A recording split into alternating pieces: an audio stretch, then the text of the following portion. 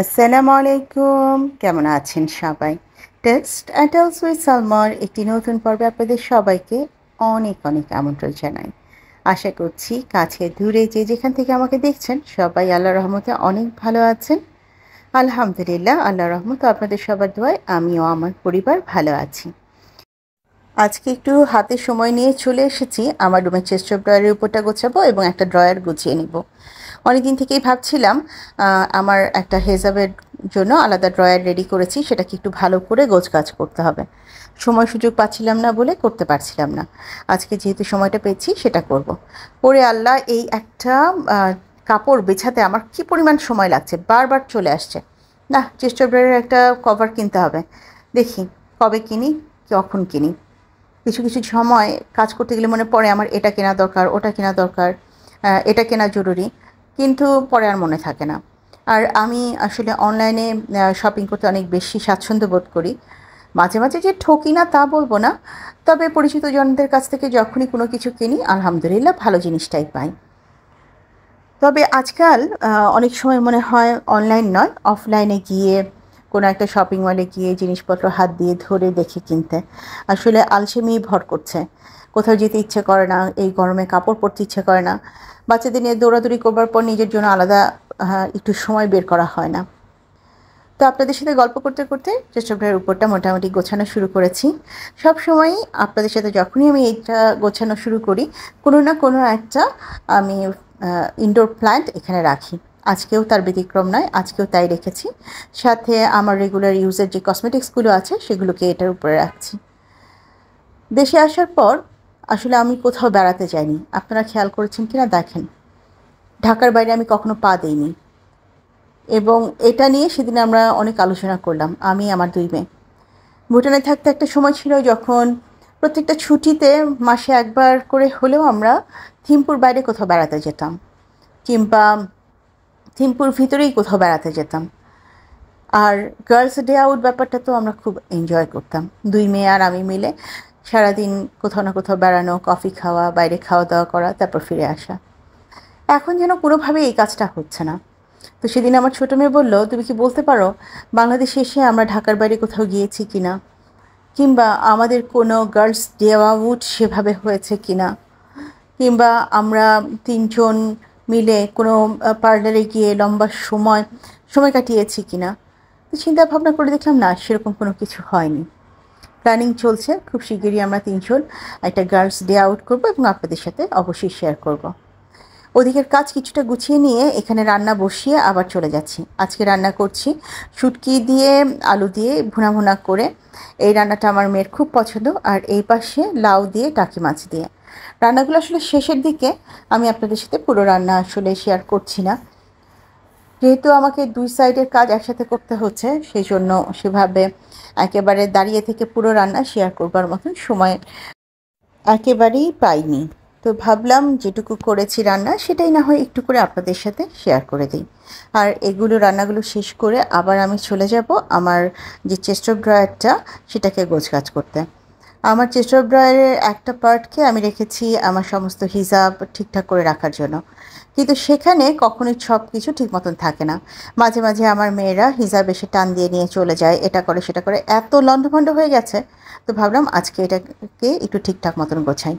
প্রথমেই যেটা রেখেছি সেটা একটা শাড়ি। এই শাড়িটা আমাকে ভুটান থেকে গিফট পেয়েছিলাম, আজ অবধি পরা হয়নি। শাড়ি আমার একদমই পরা হয় না। শাড়ি পরা ব্যাপারটাও আমি খুব বেশি বিরক্ত বোধ করি। আসলে না পড়তে পড়তে অভ্যাস নষ্ট হয়ে যায় একটা কথা আছে না, আমার বেলায়ও তাই ঘটেছে। তো এই ড্রয়ারটাতে আসলে সমস্ত হিজাবগুলোকে হাতের কাছে রাখছি, যেহেতু আমার মেয়েরা বাইরে যাওয়ার সময় একটা করে টান দিয়ে নিয়ে চলে যায়, সব যেন তাদের হাতের কাছেই থাকে, সেই জন্যই এই ব্যবস্থা। এছাড়াও শীতে যে আমি শলগুলো ইউজ করি সেগুলোকে একটু হাতের কাছে এখানেই রেখে দিয়েছি। যখনই শীতকাল আসবে আমাকে যেন সেই সুটকেস থেকে বের করে খোঁজাখুঁজি করতে না হয়, সেই জন্য হাতের কাছে এখানে সব কিছু রেখে দিচ্ছি। আসলে যে পরিমাণ জিনিস সংসারে আছে সেগুলো গোছানোর মতন সে পরিমাণ ফার্নিচার এখনও কেনা হয়নি। আর এর থেকে বেশি ফার্নিচার কেনাও ঠিক হবে না। জানি না আমাদের রিজিক আল্লাহ কখন কোথায় কিভাবে রেখেছে, হয়তো আজকে দেশে আছি, কাল অন্য কোথাও চলে যেতে পারি। আবার সাহেবের যেহেতু সরকারি চাকরি, সেও কোথাও না কোথাও আবার বদলি হয়ে যেতে পারে, সেক্ষেত্রে আমিও তার সাথে অন্য কোথাও চলে যেতে পারি। তো যে কারণে এর থেকে বেশি ফার্নিচার কেনাটা হয়ে যাবে আমার জন্য অনেক বড় বোকামি। এগুলো বাঁধো ছাতো আবার চলো কোনো অন্য কোথাও, সেগুলোকে আবার সেট করো, এটা বড় কঠিন একটা লাইফ। চাকরি সূত্রে আমার বাবা ছিলেন সরকারি অফিসার। তিনি একদম সর্বোচ্চ পর্যায় পর্যন্ত গিয়েছিলেন এবং সেখান থেকে রিটায়ারমেন্ট করেছেন। আমার হাজব্যান্ডও সরকারি অফিসার। তো এই বদলির ব্যাপারটাকে আমি অনেক বেশি ভয় পাই। ছোটোবেলা থেকে এত বেশি বদলির ব্যাপারটাকে আমি দেখেছি যে আমার এখন আর একদম ইচ্ছে করে না। আবার দেশের বাইরে যাওয়াটাকেও এখন খুব যে একটা পজিটিভলি ভাবি সেরকম না, বয়স হয়ে গেছে। একটা সংসারকে পুরো লণ্ডভণ্ড করে দিয়ে বিদেশে যাও, আবার সেখানে কিছুদিন থেকে আবার ওই সংসারটাকে ভেঙে দিয়ে নিজের দেশে ফিরে আসো, নতুন করে সেট আপ হও, এই অংশটাও অনেক বেশি কঠিন। আল্লাহ আমার ভাগ্যে কী রেখেছে সেটা আল্লাহ ভালো জানে। যাই হোক, যা আছে যতটুকু আছে সেটাকে গুছিয়ে নিয়ে চলতে হবে, সে চেষ্টাই করে যাই। তবে আপনাদের জন্য সুখবর হলো আমি কিন্তু একটা সোফার অর্ডার দিয়ে ফেলেছি। হয়তো বা অল্প কিছুদিনের মধ্যে সোফাটা আমার কাছে আসবে। যেহেতু সিজনটা একটু খারাপ, বৃষ্টির সময়, তো যাদের কাছে আমি এটা বানাতে দিয়েছি তারা আমার কাছে বেশ খানিকটা সময় চেয়েছে, বলেছে 10 দিন থেকে 15 দিন পর্যন্ত সময় লাগবে। দেখা যাক কবে সেটা আমার হাতে আছে। তো আপনাদের সাথে গল্প করতে করতে এদিকে আমার মোটামুটি চেস্ট ব্রাটা গোছানো শেষ। এখানে যেসব হেজাবগুলো সব সময় ইউজ করা হয় সেগুলোকে আমি হাতের কাছে রেখেছি, আর বাকিগুলোকে এদিক সেদিক ভিতর দিয়ে রেখে দিচ্ছি। বিশ্বাস করেন, এই যে এটা গুছিয়ে রেখেছি, বড় জোর 3 দিন 4 দিন, 5 দিনের দিন দেখা যাবে আবারও লণ্ডভণ্ড। এবং এইটা সবচেয়ে বেশি করে আমার ছোটো মেয়েটা, একটা টান দিবে, ব্যাস বাকিগুলো সব অটোমেটিক্যালি খুলে আসতে থাকবে। অনেককেই আমি দেখেছি, বিশেষ করে নিপুণ আপুকে দেখেছি, অনেক আপুদেরকে আমি দেখেছি যে বক্সের ভেতরে সব হেজাবগুলোকে সুন্দর করে ফোল্ড করে করে রাখে, অর্গানাইজার এর মতন বক্সটা থাকে। তো সেরকম একটা বক্স খুঁজছিলাম, কিন্তু মাপ মতন হচ্ছিল না বলে রাখতে পারলাম না। ওদিকটা গুছিয়ে এখানে চলে এসেছি। আমি আজকে কিছু আর্টিফিশিয়াল ফুল এগুলোকে ধুয়ে দেব। কিচেনের আশেপাশে যে ফুলগুলো থাকে এত বেশি আঠা আঠা হয়ে যায়, তো আজকে একটু কুসুম গরম পানি, তার মধ্যে একটু ভিনেগার এবং একটু হ্যান্ড ওয়াশ দিয়ে আমি পানিটা রেডি করেছি, আর এর মধ্যেই আমি সব ফুলগুলো, আর্টিফিশিয়াল ফুলগুলোকে ধুয়ে নিচ্ছি। সত্যি কথা বলতে কি, একটা সংসারে কাজের কোনো শেষ নেই। প্রত্যেকটা সাইডকেই একবার দুবার করে যদি আপনি ঠিক মতন খেয়াল না করেন তাহলে সেখানে ধুলোবালি ময়লা জমে যাবে। মাঝে মাঝে মনে হয় খালি সংসার না, সম্পর্কর ক্ষেত্রগুলোও তাই। আপনি যদি সেখানে পরিচর্যা না করেন তাহলে সম্পর্কগুলো ক্ষয়ে যায়। সেটা হোক রক্তের সম্পর্ক, আত্মার সম্পর্ক, বন্ধুত্বের সম্পর্ক কিংবা পারিপার্শ্বিক সম্পর্ক। কেন বলছি এই কথাটা? ভুটানে একটা সময় ছিল অনেকের সাথে পরিচয় হয়েছিল, একসাথে ছিলাম। কেউ আমার আগের দেশে চলে এসেছে, কেউ পরে এসেছে, কেউ অন্য কোনো দেশে চলে গিয়েছে। তাদের কথা মাঝে মাঝে খুব মনে পড়ে যে সেইখানে আমরা কিভাবে আমাদের দিনগুলো কাটাতাম, কিভাবে সেই সময়গুলো কাটাতাম। সেই সম্পর্কগুলোকে হয়তো সেভাবে নিয়মিত পরিচর্যা করা হয়নি, ফোনে কথা বলা হয়নি, টেক্সট দেওয়া হয়নি, তাই অনেক সম্পর্কই এখন আর আগের মতো নেই। তবে হ্যাঁ, ফোন করলে তারাও খুব সুন্দরভাবে রেসপন্স করে, আমিও অনেক লম্বা সময় তাদের সাথে আড্ডা দিই, কিন্তু সে আগের মতন গল্প করা হয় না। এরকম কত সম্পর্ক আমাদের পরিচর্যার অভাবে কেমন জানি মিয়ে গেছে। আমরা মানুষরা একটা জীবনে কত জনের সাথে পরিচিত হই, তাই না? আমাদের চলার পথে কত মানুষের সাথে আমাদের পরিচয় হয়, কত সম্পর্ক আমাদের তৈরি হয়। আবার কত সম্পর্ক ভেঙেও যায় ভুল বোঝাবুঝিতে। আবার কিছু কিছু সম্পর্ক চাপা পড়ে যায় নতুন সম্পর্কের দাবিতে। কিন্তু আমার কাছে মনে হয় আমাদের লাইফের প্রত্যেকটা সম্পর্কই খুব ইম্পর্ট্যান্ট। ভালো সম্পর্কগুলো যেমন আশীর্বাদ হয়ে আসে, খারাপ সম্পর্কগুলো তেমনি জীবনকে শিক্ষা দিয়ে যায়। কাজে কোনো সম্পর্কই আমাদের জীবনে কম ইম্পর্ট্যান্ট না। আমি কিন্তু বন্ধুত্বের সংজ্ঞা দিচ্ছি না, সম্পর্কের সংজ্ঞা দিচ্ছি। আচ্ছা, সেই সব ভাবগম্ভীর কথাবার্তা থাকুক, চলে আসি একটু ভিডিও রিলেটেড কথা বলায়। কিচেনের যে আর্টিফিশিয়াল ফ্লাওয়ারগুলো আছে এত বেশি তেল চিটচিটে হয়ে গিয়েছিল, তো এগুলোকে আমি হালকা কুসুম গরম পানির মধ্যে একটুখানি ভিনেগার এবং ডিটারজেন্ট দিয়ে ভালো করে ধুয়ে নিয়েছি। এখন এগুলোকে একটু শুকিয়ে আবার জায়গা মতন প্লেস করে দেব। এই জিনিসগুলো যদি রেগুলার পরিষ্কার করা না হয় একদম বিশ্রী তেলচটচিটে হয়ে যায়। তো অনেক দিন পর প্রায় ২ মাস ৩ মাস পর আমি এই জিনিসটা পরিষ্কার করছি। আসলে মাঝে, মাঝে একদম ভুলে যাই যে কী কাজ করতে হবে। একটা লিস্ট করা খুব জরুরি, যেখানে লিখে রাখা জরুরি কী করব। এবং এই আইডিয়াটা কিন্তু আমি পেয়েছি নিপুণ আপুর কাছ থেকে। তো আসলে আমার মতো যারা ফাঁকিবাজ গৃহিণী, যারা করবে বলে বেমালুম ভুলে বসে থাকে, তাদেরই একটা টু ডু ওয়ার্কশিট করা উচিত এবং সেটা অবশ্যই ফ্রিজে টাঙিয়ে রাখা উচিত ম্যাগনেট দিয়ে, যাতে তারা ভুলে না যায়। এদিকে কাজ করতে করতে হঠাৎ করে মনে পড়ে গেল মুক্তা আপুর কথা। আমি কথা দিয়েছিলাম আমি মুক্তা আপুকে একটা মেডিসিন দেখাবো। এটা কি জানেন? এই যে এই লাইনটা পুরোটা, এটা হচ্ছে উই পোকার লাইন। আমার কিচেনে দেখেন, এই যে এটা পুরোটা হচ্ছে উই পোকা।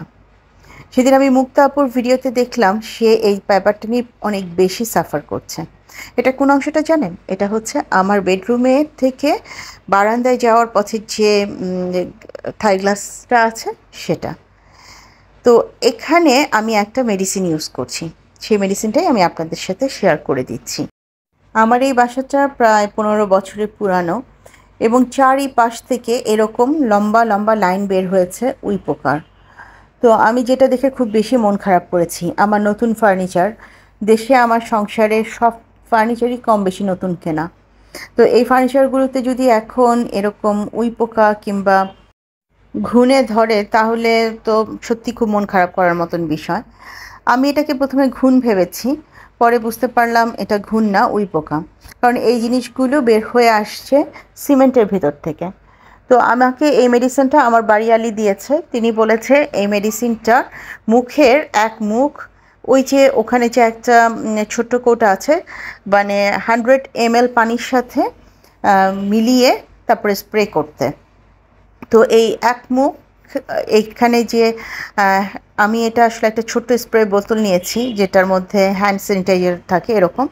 তো সেখানে এই পুরো বোতলটার মধ্যে আমি এক মুখ দিয়েছি। এখানে 100 ml এর চেয়েতেও একটু বেশি পানি আছে। এবার যেখানে যেখানে আমি এই লাইনগুলো দেখতে পাই, এটাকে ছিটিয়ে দিয়ে অন্তত ওভারনাইট রাখতে পারলে খুব ভালো, না রাখতে পারলে 6 ঘন্টা রেখে তারপর একটা কাপড় দিয়ে সেটাকে তুলে ফেলি, আবার একবার স্প্রে করে দিই, তারপর 24 ঘন্টা পর সেটাকে আবার নর্মাল পানি দিয়ে ভিজানো কাপড় দিয়ে মুছে দিই। তাতে যেটা হয়, অন্তত 6 মাস পর্যন্ত এই পোকাগুলো ফিরে আসে না, ওই জায়গাটা ছেড়ে দেয়, অন্য কোনো জায়গায় স্টার্ট করে। আমি জানি না এটা মুক্তা আপু তোমার কোনো কাজে লাগবে কিনা। এটার নাম নাইট্রো। শুনছি বৃক্ষ মেলায় এই মেডিসিনটা বিক্রি হচ্ছে গাছপালায় দেওয়ার জন্য। আর যাদের বাসায় আমার ইউনির মতন পোষা প্রাণী কিংবা ছোট শিশু আছে, তারা একটু সাবধানতা অবলম্বন করবেন। স্প্রেটা দেওয়ার সময় অবশ্যই নাক, চোখ, নাকটা অবশ্যই ঢেকে নেবেন, নাক মুখটা। আর স্প্রে দেওয়ার পর ওই জায়গাটায় যেন কোনো শিশু, কোনো প্রাণী না যায়, সেটাও একটু খেয়াল করবেন। একটা ভয়ঙ্কর বাজে গন্ধ আসে, অনেক লম্বা সময় এই গন্ধটা থাকে। আমি দেখেছি এটা যখন আমি একবার আমার কিচেনে ইউজ করেছি, সমস্ত পোকা, টিকটিকি, তেলাপোকা যা আছে সব কিছু মরে গিয়েছিল একবার ইউজ করার পর। তো এখন আবার দেখলাম যে কিচেনে ইউজ করার সময় চলে এসেছে। তো এই জিনিসটা জানি না আপনাদের কারো কোনো উপকার হবে কি না। আমি মুক্তা আপুর উদ্দেশ্যে এই পুরো জিনিসটা দেখিয়ে দিলাম এবং আজ এই পর্যায়ে থেকে আমি আপনাদের সবার কাছ থেকে বিদায় চাইছি। আজ বিদায় নিচ্ছি একেবারে থিম্ফু থেকে।